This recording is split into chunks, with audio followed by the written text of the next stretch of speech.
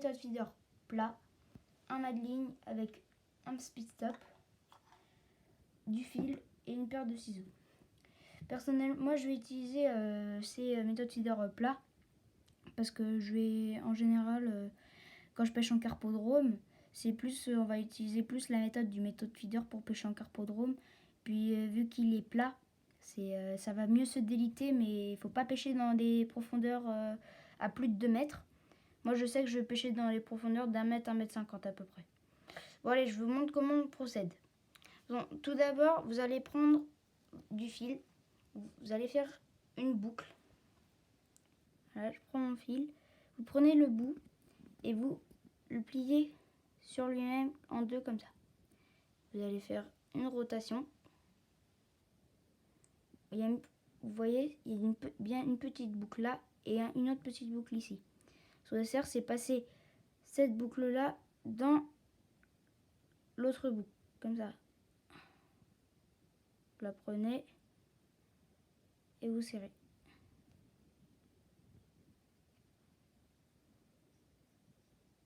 Voilà. Là, vous avez votre boucle et vous avez votre excédent de fil qui dépasse. On va le couper. On va laisser à peu près 1 à 2 mm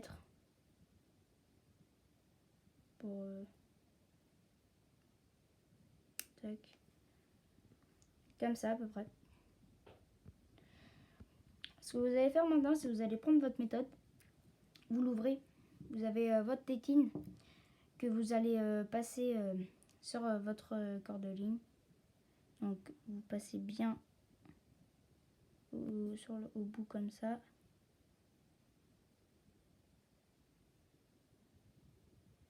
Vous la passez dedans.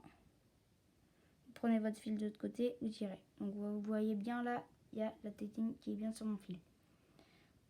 Vous prenez votre méthode et sur ces méthodes là, c'est les méthodes gourou en 24 grammes. Ce qui paraît, c'est que vous avez une petite attache rapide ici. Et du coup, avec des différentes méthodes feeder, vous allez pouvoir changer très rapidement. Donc je vous montre. Vous passez votre boucle ici et vous avez juste à tirer. Comme ça. Voilà, il y a un peu plus simple.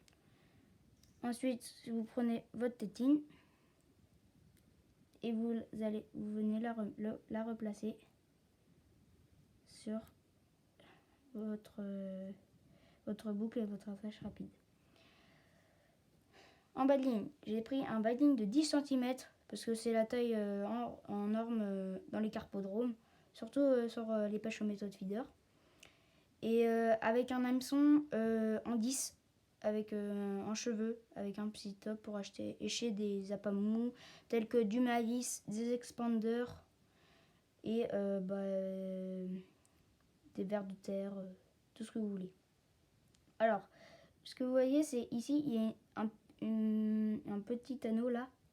Ce que vous allez faire, c'est vous passez votre boucle du bas de ligne, vous la passez dedans. Pour bien... voilà, comme ça. Dedans. Et du coup, vous avez votre bas de ligne qui bouge à l'intérieur de l'anneau. Ce que vous allez faire maintenant, c'est prendre votre hameçon et vous le passez dans la boucle de votre bas de ligne. Voilà, vous l'enlevez. Et voilà, on a fait un nœud boucle dans boucle. Ce que vous faites là, vous humidifiez un petit peu pour éviter l'échauffement. Et vous venez serrer.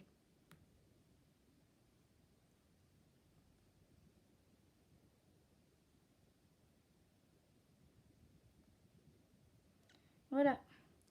Et du coup, moi personnellement, j'ai un montage X-Safe avec l'élastique parce que ça évite les rushs et les coups de tête des poissons. Et ça, je trouve que depuis que j'utilise ça, j'ai moins de décroche. Et voilà ce qui se passe quand la carpe va prendre votre appât et elle va tirer, l'élastique va faire ça. Bon bah voilà, voilà les amis, je vous ai présenté comment faire un montage méthode feeder.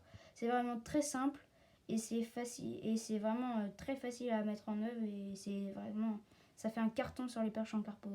Allez, à bientôt!